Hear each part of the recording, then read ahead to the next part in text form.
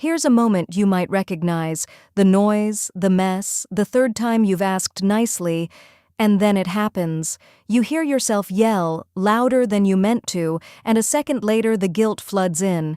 If that's you, you are not a bad parent. You're a human one. And there is a real reason it keeps happening. First, let's drop the shame, because shame only makes this worse. Almost every loving, devoted parent yells sometimes. It doesn't mean you're failing. It means you were overwhelmed and under-resourced in a hard moment. We are not going to fix yelling with more guilt. We're going to fix it by understanding what's actually happening inside you. Here's the reframe that changes everything. Yelling isn't really a discipline problem or a willpower problem. It's a nervous system problem. When you're stressed, exhausted, and touched out, your body flips into fight or flight. And in that state, yelling isn't a choice you're making badly. It's a reflex firing faster than your good intentions can catch it. Think about what's happening in that instant. By the time you're yelling, the calm, reasoning part of your brain has basically gone offline, and the older, reactive part has taken the wheel. That's why you can know every gentle script by heart and still lose it. The knowledge lives upstairs, and the lights up there just went out. So the usual advice, just try harder to stay calm, is asking the wrong part of your brain to do the job. You can't out-willpower a flooded nervous system in the heat of the moment. The real work happens before the moment, by lowering how often and how high your stress spikes in the first place. That's the big idea. You don't fix yelling at the peak, you fix it at the baseline. The lower your everyday stress load, the more room you have before you tip over the edge. So, let's talk about the upstream changes that quietly make calm possible, long before your toddler tips the cereal onto the floor. Upstream fix number 1 is almost embarrassingly basic: your sleep and your food. A tired, hungry, running-on-coffee parent has a hair-trigger temper, and no technique survives that. Protecting your own rest and actually eating something real isn't self-indulgent. It's the foundation. You simply cannot pour calm from an empty cup. Upstream fix number 2, lower the daily load where you can. Notice your real triggers. For most of us, it's the morning rush, the hungry window before dinner, the scramble out the door. When you can see the predictable hot spots coming, you get to prepare for them, instead of being ambushed by the same ones every single day. Now, the in-the-moment tools. The first is simply the pause.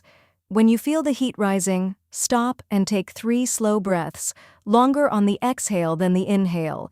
It sounds far too small to matter, but that long exhale is a direct signal to your body that you are safe, and it gently pulls you back from the edge.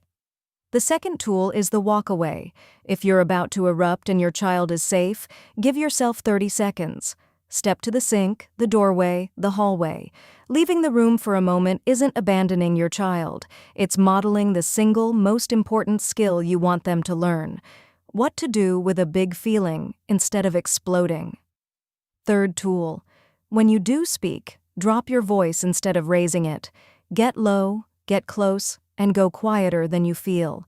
A near whisper makes everyone settle just to hear it, and it interrupts the escalation for both of you. Remember, you are the thermostat in the room, not the thermometer. You get to set the temperature. And here's the secret underneath all of it. Connection calms faster than correction.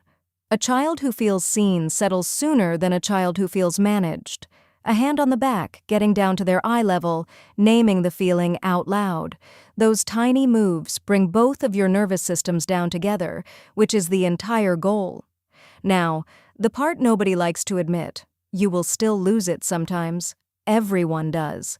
The goal was never a parent who never yells, because that parent doesn't exist. The goal is repair.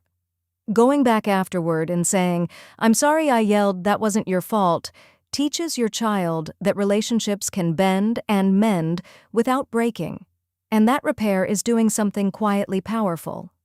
Every time you regulate yourself, pause and reconnect, your child's brain is watching and learning. You're not just surviving the moment, you are literally wiring their template for how a calm, capable adult handles frustration. They learn to regulate by borrowing yours over and over and over.